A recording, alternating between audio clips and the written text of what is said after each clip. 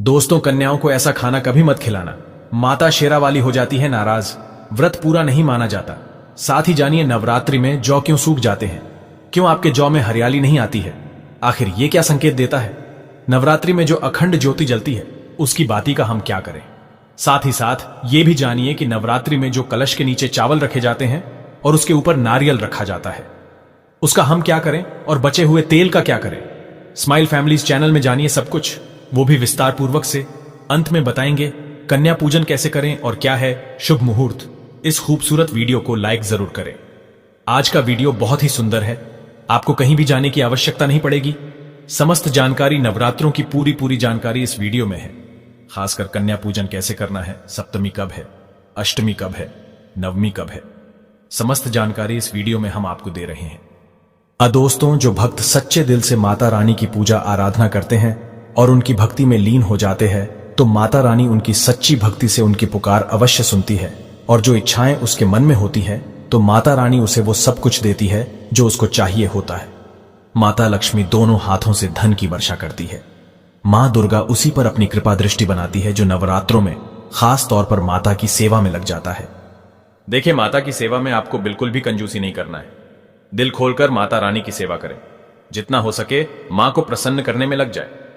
साल भर के इस त्योहार में माता धरती पर आती है और उसी पर कृपा दृष्टि बनाती है। जो माता को सच्चे हृदय से प्रसन्न करता है उसे रंक से राजा बनाकर ही जाती है। फिर चाहे वो राजा हो या भिखारी, मां की नजरों में वो सबसे बड़ा है जिसकी भक्ति में प्रेम, आस्था और मां के प्रति सच्ची लगन हो। इसीलिए मां की भक्ति में आनाकानी ना करें। दोस्तों, एक बार सच्चे हृदय से कमेंट बॉक्स में लिखे जय माता दी और हमारे चैनल को स्माइल फैमिलीज को सब्सक्राइब करके बेल आइकॉन जरूर दबाएगा और कमेंट बॉक्स में अपनी राशि भी डाल दीजिएगा। यदि आपकी राशि के अनुसार हमारे पास कोई उपाय होगा तो वह आकर हम आपके कमेंट में बता देंगे। दोस्तों, सबसे पहली बात, नवरात्रि में हम एक माटी के प्याले में जौ भरते हैं ताकि हमारे घर में सुख शांति बनी रहे और माता प्रसन्न हो जाए।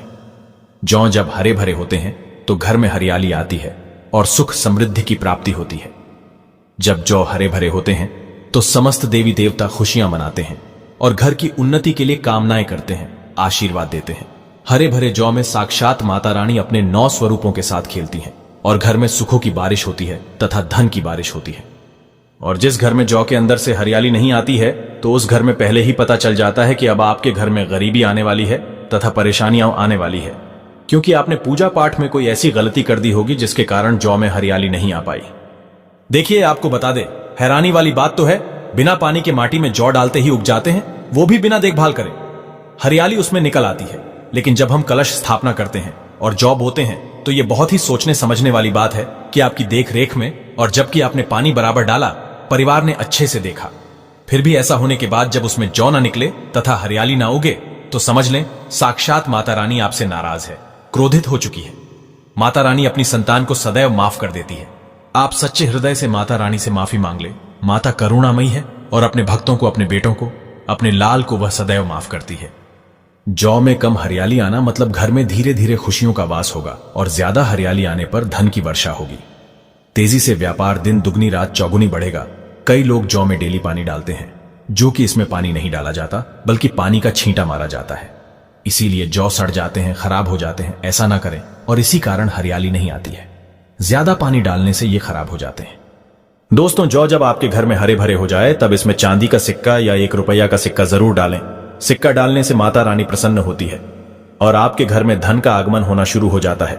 दोस्तों, नवरात्रि समाप्त होने के बाद हरे भरे जौ का क्या करें, आइए जानते हैं स्माइल फैमिलीज चैनल के माध्यम से। पहली बात तो यह है कि इसमें जो आपने 1 रुपया का सिक्का डाला है उसे आप अपने धन रखने के स्थान पर रख लें। इससे धन में बढ़ोतरी होती है। दोस्तों, और अंत में नवरात्रि समाप्त होने के बाद इन जौ में से थोड़े पत्ते माता रानी के प्रसाद के स्वरूप में पूरे परिवार को खिलाएं। इसके पत्ते खाना बहुत ही शुभ और मंगलकारी माना जाता है। इसे जो भी खाता है वो जल्दी बीमार नहीं पड़ता। और बाकी आप इन जौ को गंगा में विसर्जित कर दे या नदी की धारा में छोड़ दे। इससे आपका व्रत संपूर्ण और सफल हो जाएगा। दोस्तों, कई लोग अपने घर में अखंड ज्योत जलाते हैं और जो बाती होती है तथा तेल बाती, उसे कई लोग इधर उधर फेंक देते हैं या अपने घर में संभाल कर रख लेते हैं या फिर पानी में डाल देते हैं, जो कि इससे आपको कोई फायदा नहीं होता। जो अखंड ज्योति होती है उसे आप मामूली ना समझे। ये बुझने के बाद भी जागृत अवस्था में होती है। इसमें साक्षात माता दुर्गा का वास होता है। ये चैतन्य अवस्था में होती है, जागृत होती है। दोस्तों, नवरात्रि समाप्त होने के बाद इसके बचे हुए तेल को आप बच्चों की मालिश करने के लिए रखें और आप भी इससे मालिश करें। इससे आपकी सभी बीमारी दूर हो जाएगी और आपके ऊपर सकारात्मकता का संचार होगा। और साथ ही साथ जो अखंड ज्योति की बाती होती है उसे आप अपने बाजू में बांध लें। ऐसा करने से आपको धनी होने से कोई नहीं रोक सकता। बच्चे बड़े सभी बांध सकते हैं। इसको बड़ा करने के लिए इसमें आप कलावा बांध सकते हैं। दोस्तों, नवरात्रि में जब कलश स्थापना की जाती है तो कलश के नीचे चावल जरूर रखे जाते हैं और कलश के ऊपर एक नारियल भी जरूर रखा जाता है। ऐसे में हम इन दोनों चीजों का क्या करें, आइए जानते हैं। सबसे पहली बात, कलश के ऊपर जो नारियल होता है उसे आप कन्या पूजन में तोड़कर कन्याओं को बांट दें और आप भी माता रानी के प्रसाद के स्वरूप में खा लें। आप चाहे तो नारियल साबुत ही गंगा में विसर्जित कर दें। दोस्तों, और जो कलश के नीचे चावल रखे जाते हैं उसे आप थोड़ी हल्दी में पीला करके एक लाल कपड़े में बांधकर अपने धन रखने के स्थान पर रख लें या अपने पर्स में रख सकते हैं। इससे तेजी से धन बढ़ता है, माता लक्ष्मी की कृपा प्राप्त होती है। और बाकी चावलों को आप पक्षियों को डाल दें या गंगा में विसर्जित कर दें और जो कलश और जौ होते हैं उसे आप गंगा में विसर्जित कर दें। ऐसा करने से नवरात्रि का संपूर्ण फल प्राप्त होता है और व्रत रखने का फल शीघ्र ही मिलता है। और दोस्तों, और भूलकर भी यह गलती कभी मत करना। गंगा में कचरा आदि, धूप बत्ती के डिब्बे, माचिस के डिब्बे भूलकर भी मत डालना। सड़े गले फूल गंगा में नहीं डालना चाहिए। इससे उल्टा व्यक्ति नरक में चला जाता है और परिवार में गरीबी का वास हो जाता है। गंगा मैया क्रोधित हो जाती है और श्राप देती है। इसीलिए ऐसा घोर पाप कभी मत करना। इसके पीछे एक कथा है। जब गंगा मैया भगवान शिव से शिकायत लेकर पहुंची तब भगवान शिव कहते हैं, जो मनुष्य गंगा को मैला करेगा वह कभी पवित्र नहीं कहलाएगा। वह हमेशा नरक में भटकता रहेगा, उसे मोक्ष प्राप्त नहीं होगा। वह नरक के भांति इसी पृथ्वी लोक में भ्रमण करता रहेगा। इसीलिए गंगा को मैला नहीं करना चाहिए, नहीं तो आपका समस्त पुण्य नष्ट हो जाएगा। आपका पुण्य भूत पिशाच को प्राप्त हो जाएगा। दोस्तों, अगर आपको माता रानी की चुनरी उपहार में मिली है, जैसे जागरण आदि से या किसी पंडाल से या धार्मिक यात्रा से, तो ऐसी माता की चुन्नी बहुत ही शुभ मानी जाती है। इससे आपका वैवाहिक जीवन सफल हो जाता है। माता रानी की चुन्नी को आप संभाल कर रखें। इसे आप करवा चौथ पर, बट सावित्री व्रत आदि में या किसी पर्व पर, त्योहार में अवश्य पहने। इसमें माता रानी का आशीर्वाद होता है जो आपको प्राप्त हुआ है। ऐसी चुनरी सदैव संभाल कर रखें, क्योंकि माता की चुनरी जागृत अवस्था में होती है। इसे मामूली ना समझें। नवरात्रों में चाहे कुछ भी कर लेना, लेकिन यह कार्य जरूर करना, बिन पूजा पाठ के ही सारा फल मिल जाता है। आप चाहे कुछ करें या ना करें, लेकिन नवरात्रों में यह एक काम जरूर कर लेना। मैं माता रानी की सौगंध खाता हूं, माता लक्ष्मी खुद आपके घर में चलकर आएंगी, आगे आपकी मर्जी। दोस्तों, नवरात्रि में बिना व्रत, बिना पाठ के आपको संपूर्ण नवरात्रि का फल मिल जाएगा। यह वीडियो ध्यान से देखना। अगर आपने व्रत नहीं रखा है, कोई बात नहीं, आपको परेशान नहीं होना है, क्योंकि कभी कभी हम काम के चलते या फिर ऑफिस वर्क होता है या कभी कभी कुछ ऐसे हम कामों में फंस जाते हैं जिसके कारण हम माता रानी के नवरात्रों में उनको टाइम नहीं दे पाते। तो आपको परेशान नहीं होना है। अगर आपने व्रत नहीं रखा है, कोई बात नहीं, पूजा नहीं कर रहे हैं, नवरात्रि में कोई बात नहीं। दोस्तों, बस ये एक काम आपको कर लेना है। नवरात्रि में जितने भी लोग पूजा पाठ करते हैं उससे भी आपको अधिक बढ़ करके फल प्राप्त होगा। तो ये वीडियो ध्यान से देखना। आज की जो मैं वीडियो बताऊंगा बहुत ही सुंदर है, ज्ञानवर्धक जानकारी है। इस प्रकार की जानकारी आप लाखों रुपए खर्च करेंगे फिर भी कोई नहीं बताने वाला। हमारे चैनल का मकसद है जनहित एवं जन कल्याण करना, इसलिए आप लोगों को इस प्रकार की अच्छी अच्छी जानकारी सिखाते हैं। तो आइए इस वीडियो में जानते हैं, नवरात्रि में ऐसा कौन सा कार्य करने से बिना व्रत, बिना पूजा या फिर बिना कन्या भोजन के सारे फल की प्राप्ति हो जाती है। केवल सच्चे मन से अगर नवरात्रि के समय में कोई भी व्यक्ति पूरे मन के साथ, पूरे विश्वास के साथ, सच्ची लगन आस्था के साथ अगर दुर्गा सप्तशती में वर्णित सिद्ध कुंज का स्रोत का पाठ कर लेता है तो संपूर्ण दुर्गा पाठ का फल उन्हें प्राप्त हो जाता है। जो भी आप व्रत रखते हैं, माता रानी के लिए आप चाहते हैं कि माता रानी का आपके ऊपर आशीर्वाद प्राप्त हो, माता रानी की कृपा मिले। आपकी कोई अधूरी मनोकामना है, वो चाहते हैं आपकी अधूरी मनोकामना पूर्ण हो जाए। सरकारी नौकरी हेतु पितृदोष, राहु दोष, मंगल दोष, कर्ज दोष, शनि दोष, कर्ज का दोष, गरीबों का दोष मात्र पल भर में दूर होगा। तो अगर आपने नवरात्रि का व्रत रखा है तो वो सारे फल अगर आप चाहते हैं और उसका 1000 गुना फल प्राप्त हो जाए तो नवरात्रि के समय में दुर्गा सप्तशती का पाठ जरूर करना। और जो लोग नवरात्रि का व्रत नहीं रखे हैं, किसी कारणवश उन्हें टाइम नहीं मिल पाया है, ऐसे व्यक्ति दुर्गा सप्तशती में वर्णित सिद्ध कुंज का स्रोत का पाठ जरूर करना। पूर्ण रूप से आपको नव दुर्गा माता का पूजा पाठ करने से, नव दुर्गा के 9 दिन व्रत करने से, कन्या भोजन कराने से जो फल प्राप्त होता है। दोस्तों, केवल इस पाठ को सच्चे मन से अगर आप जो है नवरात्रि के दिन एक दिन बस केवल आप जो है बैठ करके जप लेते हैं तो पूर्ण रूप से आपको फल प्राप्त हो जाता है।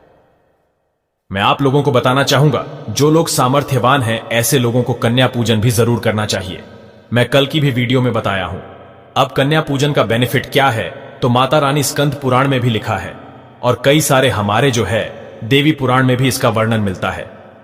माता रानी जितना पूजा पाठ से प्रसन्न होती है उतना ज्यादा कन्या भोजन कराने से हो जाती है, क्योंकि कन्याओं को देवी का स्वरूप माना जाता है और जो कन्या होती है नवरात्रि के समय में यह साक्षात नव दुर्गा का स्वरूप हो जाती है।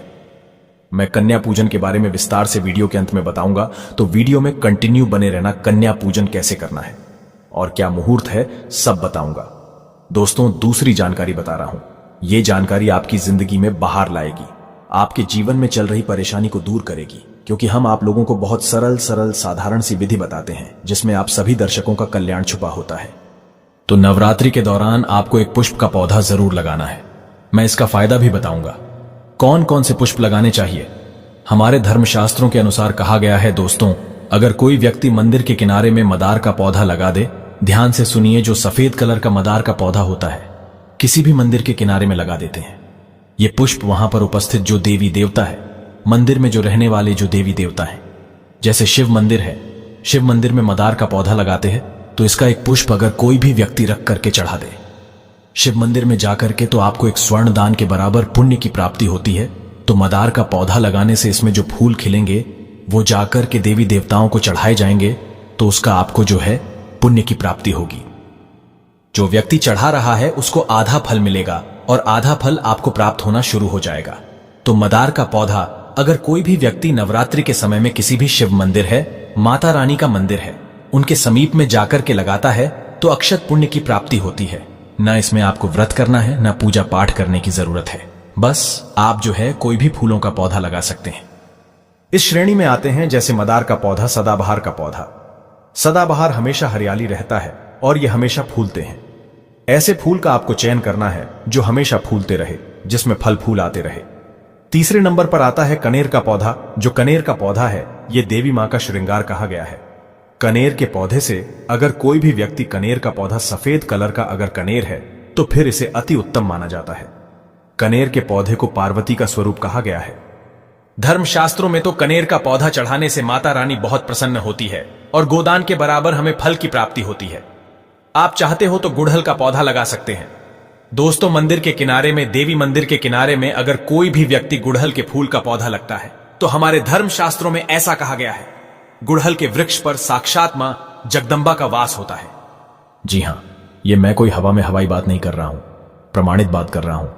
धर्मशास्त्रों में भी लिखा है, आप माता रानी को 56 भोग लगाएं या ना लगाएं, कोई श्रृंगार का सामान चढ़ाए या ना चढ़ाए, इससे कोई फर्क नहीं पड़ता। लेकिन अगर कोई भी व्यक्ति नवरात्रि के समय में गुड़हल का पुष्प माता रानी को सच्चे मन से अगर माला पिरो करके 21 की संख्या में, 11 की संख्या में चढ़ा दी जाए, तो उस व्यक्ति की वह मनोकामना पूर्ण होने से साक्षात ब्रह्मा भी नहीं रोक पाते हैं। गुड़हल का फूल माता रानी को चढ़ाने से नवरात्रि में आपने पूजा पाठ व्रत रखे हैं, पूजा पाठ कर रहे हैं, कोई बात नहीं। अगर आप व्रत नहीं कर पा रहे हैं, पूजा पाठ में टाइम नहीं दे पा रहे हैं, तो गुड़हल का फूल माता रानी को नवरात्रि के किसी भी दिन, एक दिन 21 माला पिरो करके, माला बनाकर के माता को चढ़ा देना, संपूर्ण व्रत का फल मिल जाएगा। आपने नवरात्रि का व्रत रखा हो या ना रखा हो, इससे कोई फर्क नहीं पड़ता। बस गुड़हल का फूल माता रानी को चढ़ा देना, तो ऐसा कहा गया है।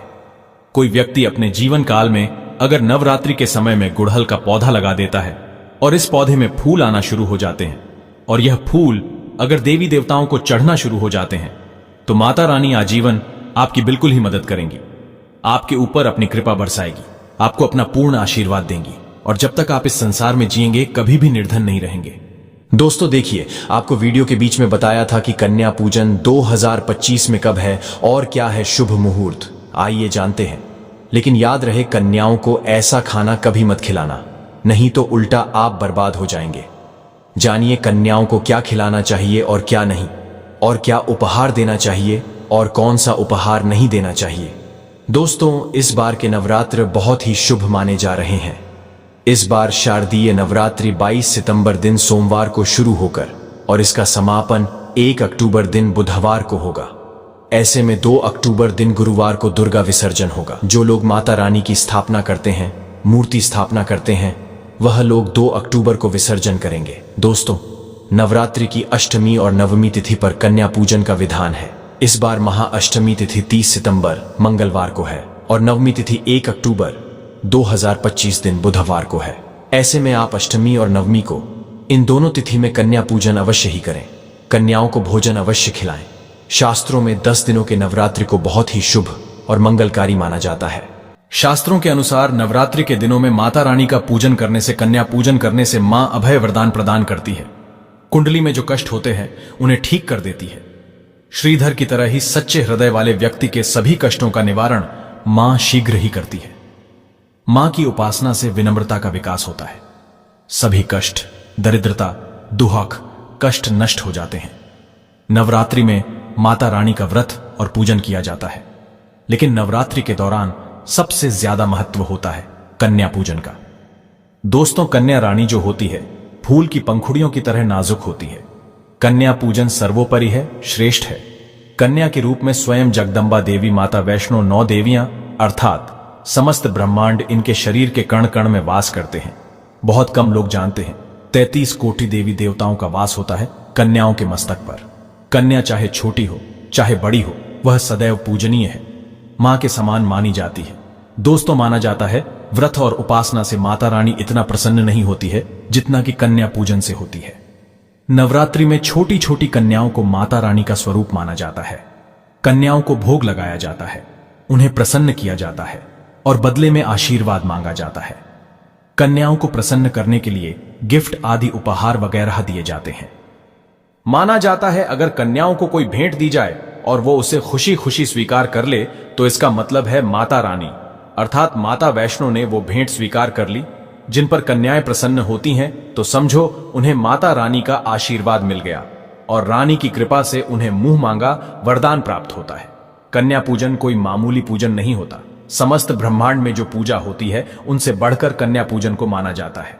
10 बार गंगा स्नान करने से और 100 बार यज्ञ करने से तथा 1000 बार यात्रा करने से जो पुण्य मिलता है वह मात्र एक बार कन्या पूजन करने से करोड़ों गुना भक्त को मिल जाता है, प्राप्त हो जाता है।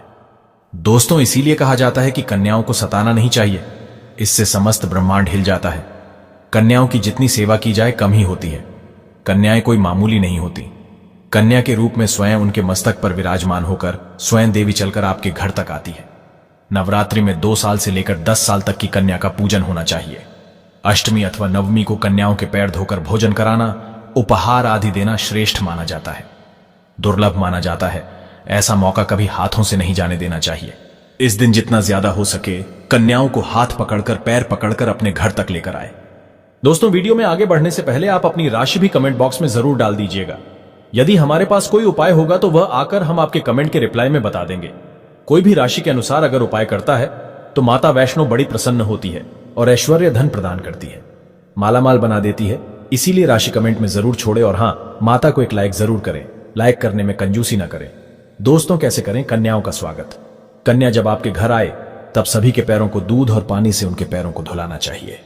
खासकर मर्दों को कन्याओं के पैर अवश्य धोने चाहिए, इससे मैया वैष्णो प्रसन्न होती है। दोस्तों, फिर उसके बाद कन्याओं को किसी साफ जगह पर जमीन पर कपड़ा बिछाकर बैठाना चाहिए। उनके माथे पर अक्षत, फूल और कुमकुम लगाना चाहिए। फिर उसके बाद भोजन ग्रहण करवाना चाहिए। लेकिन हमेशा याद रहे, कन्याओं की थाली में 3 पूरियां कभी ना रखें। इसे शुभ नहीं, घोर अशुभ माना जाता है। 3 पूरियां तथा 3 रोटियां मरने वाले व्यक्ति के लिए निकाली जाती हैं और जेल में कैदियों के लिए दी जाती है। ऐसे में कन्याओं को उनकी थाली में 3 पूरी कभी ना दें, लेकिन 1-2 करके पूरियां दे सकते हैं। इससे 3 संख्या बढ़ जाती है और दोष भी नहीं लगता। दोस्तों, कन्याओं को खाना खिलाने के बाद अंत में कन्याओं के सिर पर लाल चुनरी उड़ाना चाहिए और भोजन में आपको खीर, पूरी, हलवा, चना तथा आलू की सब्जी, छोले वगैरह की सब्जी खिलानी चाहिए। पनीर आदि भी खिलाया जा सकता है। वैसे माता रानी का प्रिय भोजन खीर, हलवा, पूरी और छोले आदि ही है, लेकिन भूल से भी लहसुन और प्याज का इस्तेमाल कभी ना करें, अन्यथा अनर्थ हो जाएगा। अक्सर कई लोग कन्याओं को कुरकुरे का पैकेट, चिप्स वगैरह का पैकेट खिलाते हैं, जो कि घोर अनर्थ माना जाता है, क्योंकि इसमें लहसुन प्याज का इस्तेमाल होता है, जिसके कारण आपका व्रत खंडित हो सकता है। मां दुर्गा क्रोधित हो सकती है। जहां आपने 9 दिनों तक लहसुन प्याज का परहेज किया, लेकिन आपकी एक गलती पूरे व्रत को खंडित कर सकती है। इतना भी नादान नहीं बनना चाहिए कि माता रानी रुष्ट हो जाए और कन्याओं को भी अशुद्ध होना पड़े। कन्याओं को डब्बा बंद कोई भी ऐसी चीज न खिलाएं जिसमें लहसुन प्याज होता है। कई चीज तो ऐसी होती है मार्केट में जिसके अंदर लहसुन प्याज का इस्तेमाल होता है, ऐसा आप कभी मत करना। दोस्तों, कई लोग कन्या पूजन में खाना घर पर नहीं बनाते और मार्केट से रेडीमेड लाकर ही खिलाते हैं तथा दही जलेबी खिलाते हैं, जो कि शुभ नहीं माना जाता। दोस्तों, ऐसा खाना वो लोग खिलाते हैं जिनके घर में मान लीजिए कोई दुर्घटना आदि हो गई है या घर में कोई बीमार है या कोई मुसीबत है, तब वो ऐसा करते हैं। लेकिन अगर आप स्वस्थ हैं, आपको कोई पीड़ा नहीं है, तो ऐसा भूल कर भी नहीं करना चाहिए। माता रानी दही जलेबी नहीं, आपके हाथों का बना भोजन खाना चाहती है, आपका प्यार चाहती है। फिर चाहे आप घर में एक ही पूरी क्यों ना बनाएं माता के लिए, पर आप स्वयं ही अपने हाथों से माता रानी को भोजन खिलाएं। देखिए, भले ही आप दही जलेबी खिला सकते हैं, परंतु माता को घर का बना हुआ शुद्ध भोजन ही अति प्रिय है। खासकर नवरात्रों के दौरान घर में पक्का खाना अवश्य बनाना चाहिए। माता रानी बहुत प्रसन्न होती है। घर का बना पक्का खाना ही कन्याओं को खिलाना चाहिए। हमेशा याद रखें, कन्याओं को प्लास्टिक के बने दोने में खाना नहीं खिलाना चाहिए। ऐसे बर्तन पूजा पाठ के लिए शुभ नहीं अशुभ होते हैं, क्योंकि प्लास्टिक के ज्यादातर बर्तन जो होते हैं जानवरों की हड्डियों द्वारा बनाए जाते हैं। इसीलिए ऐसा पाप मत करना। कन्याओं को हमेशा स्टील के बर्तन या पत्तों से बने बर्तनों में ही भोजन कराना चाहिए, बहुत ही शुभ माना गया है। अगर पेड़ के पत्ते में भोजन कराते हैं तो माता अभय वरदान प्रदान करती है। दोस्तों, एक और बात हम आपको बताने वाले हैं कि यदि नवरात्रों के समाप्त होने के बाद यदि बीच में कन्या पूजन में शुक्रवार का दिन पड़ जाए तो कन्याओं को कोई भी खट्टी चीज नहीं खिलानी चाहिए, क्योंकि शुक्रवार का दिन माता संतोषी को समर्पित होता है और माता संतोषी नवरात्रों के दिनों में सक्रिय अवस्था में होती है, यानी वो भी 9 देवियों के साथ में आपके घर में आती है। इसीलिए कन्याओं को भूलकर भी शुक्रवार का दिन अगर पड़ जाए तो खट्टी चीज घर में नहीं बनानी चाहिए और कन्याओं को भी खट्टी चीज नहीं खिलानी चाहिए। घोर पाप लगेगा, आपका किया कराया सब बर्बाद हो सकता है। खट्टी चीजों से माता संतोषी रुष्ट हो सकती है, चिढ़ सकती है, आपको श्राप दे सकती है। इसीलिए नादान ना बने। दोस्तों, भोजन करने के बाद कन्याओं की थाली में एक लौंग जरूर रखना चाहिए, क्योंकि लौंग देवी शक्ति तथा दुर्गा मां को बहुत प्रिय है। लौंग माता शक्ति का प्रतीक होती है। लौंग में नवदुर्गा का वास होता है। इन 9 दिनों में माता रानी को लौंग का भोग ही लगाया जाता है, तो खाना खाने के बाद कन्याओं को लौंग अवश्य अर्पित करें। माता रानी को अमृत से बढ़कर लौंग प्रिय है, इसीलिए कन्याओं को थाली में चुपचाप एक लौंग जरूर रख दें। आपका भाग्य चमक जाएगा। माता लक्ष्मी आपके जीवन में धन की कोई भी कमी नहीं होने देगी। दोस्तों, आपको बता दें, कन्याओं को उपहार में क्या दें। कन्याओं को खुश करने के लिए उनकी थाली में दक्षिणा डालें, ताकि आपके घर में संपन्नता बनी रहे तथा धन की कोई भी कमी ना हो। कन्या जब आपके घर से खुशी खुशी धन लेकर जाती है तो वह भी आपको खुशी खुशी कई गुना आपको धन प्रदान करती है। इस समय कंजूसी मत करना। खुशी खुशी कन्याओं को धन अवश्य देना। कन्याओं को कोई सुंदर गिफ्ट दे सकते हैं। शास्त्रों में बताया जाता है कि कन्या जितना खुश होती है, माता रानी उतनी ही जल्दी फल की प्राप्ति प्रदान करती है। ऐसे में आप कन्याओं को चॉकलेट बॉक्स दे सकते हैं तथा खूबसूरत कपड़े दे सकते हैं। याद रहे, काले कपड़े ना दें और स्टील के बर्तन भी गिफ्ट के तौर पर दे सकते हैं। याद रहे कि कन्याओं को लोहे का कोई भी सामान नहीं देना चाहिए, नहीं तो राहु केतु का प्रभाव आपके जीवन में प्रवेश कर जाएगा। राहु काल तथा राहु दोष आपको लग जाएगा, आप बर्बाद भी हो सकते हैं। दोस्तों, जब कन्या अपने घर के लिए प्रस्थान करें तो उनके चरण जरूर छुएं और अपने मन में अपनी प्रार्थना को पूरा करें। सच्चे दिल से मांगी हुई मुराद माता रानी अवश्य ही पूरी करती है। सच्चे दिल का मतलब होता है मन में कोई भी लालच ना हो, और अगर वो लालच माता को पाने के लिए बन जाए तो उसे बोलते हैं सच्ची श्रद्धा और सच्ची भक्ति। ऐसी भक्ति के आगे स्वयं 33 कोटि देवी देवता आपको नमस्कार करते हैं। ये दोस्तों, नवरात्रों के दिनों में अगर मिल जाए आपको यह संकेत, तो समझो मां दुर्गा आपके घर में आ चुकी है। यह संकेत बताते हैं मां दुर्गा का आशीर्वाद आपको प्राप्त होने वाला है। तो आइए शुरू करते हैं। दोस्तों, पहला संकेत, जब आप कलश स्थापना करते हैं तो जौ से निकली हरियाली बहुत ही शुभ मानी गई है। कहा जाता है कि जौ से निकली हरियाली हमारे भविष्य में होने वाले अच्छे और बुरे होने का संकेत देती है। ये सभी बातें हमारे आने वाले साल का भविष्य बताती हैं। यदि आपने जौ बोए हैं और वो किसी कारणवश नहीं हो पाए हैं तो ये संकेत बड़ा ही मनहूस माना गया है। कहा जाता है कि नवरात्रों में जौ अगर सूख जाते हैं या बढ़ते नहीं हैं तो आपको समझ लेना चाहिए कि यह साल आपका खराब होने वाला है तथा घर में कोई बीमारी आने वाली है, या दिन दुगनी रात चौगुनी आपकी कम होने वाली है या घटने वाली है। दोस्तों, ये धन हानि का संकेत माना गया है, क्योंकि आपने कोई ना कोई गलती ऐसी कर दी होगी जिसके कारण माता रानी नाराज हो गई है। इसीलिए माता से आप क्षमा अवश्य मांग लें। मां अपने भक्तों को अवश्य माफ करती है। एक मां ही होती है जो अपने बेटे को, अपने लाल को हर गलती पर माफ करती है। लेकिन ऐसा बेटा किस काम का जो मां से माफी ना मांगे। इसीलिए माता रानी से अपनी गलती की माफी अवश्य मांग ले। मैया वैष्णो अपने भक्तों को कभी निराश ही नहीं करती, बल्कि उन्हें धन धान्य से और खुशियों से परिपूर्ण बना देती है। और दोस्तों, यदि जौ हरे भरे हो जाते हैं तो यह शुभ संकेत होता है। इससे आने वाले समय में आपको बहुत ज्यादा ही धन लाभ होगा। माना जाता है कि 1 रुपए का सिक्का या चांदी का कोई भी सिक्का जौ के बीचों बीच में अगर मिट्टी में दबा दिया जाए तो घर में सुख समृद्धि आती है। माता लक्ष्मी दौड़ी दौड़ी चली आती है। जौ के अंदर हमेशा 1 रुपए का सिक्का अवश्य डालना चाहिए। जौ को खाली नहीं रखना चाहिए, उसमें धन वगैरह अवश्य डालना चाहिए। इससे माता का आशीर्वाद सदैव परिवार पर बना रहता है और जीवन में कोई भी संकट नहीं आता। खाली जौ मतलब धन भी खाली, खुशियां भी खाली ही मिलेगी।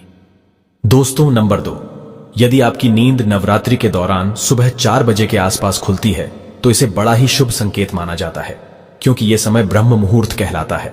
इस समय देवी शक्ति अपने सच्चे भक्तों को ही जगाती हैं। इस समय उठाना मतलब माता की कृपा प्राप्त करने के बराबर माना गया है। ये संकेत बताते हैं कि माता की सच्ची भक्ति का प्रभाव आपके ऊपर हो चुका है और माता रानी आपको जल्दी ही कोई खुशखबरी देने वाली है। मां आपकी सच्ची भक्ति से बहुत खुश हैं। दोस्तों, नंबर 3, यदि नवरात्रि में आपका मन प्रसन्न होने लगे, पूजा पाठ में आपका मन लगने लगे, पूजा करते समय मन का शांत होना यह दर्शाता है कि आपको बहुत जल्द मां की कृपा प्राप्त होने वाली है। माता रानी आपकी भक्ति से बहुत है। आपकी भक्ति माता रानी को आनंद दे रही है। ऐसे व्यक्ति को समझ जाना चाहिए कि उसके जीवन में अब अच्छा समय आने वाला है। दोस्तों, नंबर 4, नवरात्रि के दौरान अगर मां के गले से फूल गिर जाए तथा जौ के हरे भरे पत्ते अगर बिन हवा के हिल जाए तो इसे अति उत्तम माना गया है। यह संकेत बताता है कि माता रानी का आगमन आपके घर में स्थायी रूप से हो चुका है। आपको माता लक्ष्मी की कृपा प्राप्त होने वाली है। ये संकेत कुछ खास लोगों को ही दिखाई देते हैं। माना जाता है कि अगर पूजा करते समय धुआं अधिक बढ़ जाए तो इससे यह पता चलता है कि आपके घर से गरीबी हमेशा हमेशा के लिए जाने वाली है। भूत प्रेत आत्माएं अब आपके घर से हमेशा के लिए जाने वाले हैं। पूजा करते समय धुएं का अधिक होना बहुत ही शुभ और मंगलकारी माना गया है। यह संकेत भविष्य में अच्छे परिणाम को दर्शाता है। दोस्तों, नंबर 5, द्वार पर गाय का आना। वेदों में बताया जाता है कि नवरात्रि के दौरान गाय माता का घर में आना बड़ा ही शुभ संकेत माना गया है। नवरात्रि में द्वार पर गाय का आना अत्यंत शुभ है। यदि आपके भी द्वार पर गाय आती है तो गाय के माथे पर कुमकुम लगाना ना भूले तथा गाय को रोटी जरूर खिलाएं। इससे मां दुर्गा अत्यंत प्रसन्न होंगी और आपकी झोली खुशियों से भर देंगी। द्वार पर गाय का बार बार आना भी जीवन में आने वाले अच्छे संकेतों की ओर इशारा करता है। दोस्तों, नंबर 6, सपने में शेर का दिखाई देना। अगर आपके सपनों में मां दुर्गा दिखाई देती है, अर्थात कोई भी देवी अगर आपके सपनों में दिखाई देती है तो बड़ा ही शुभ माना गया है।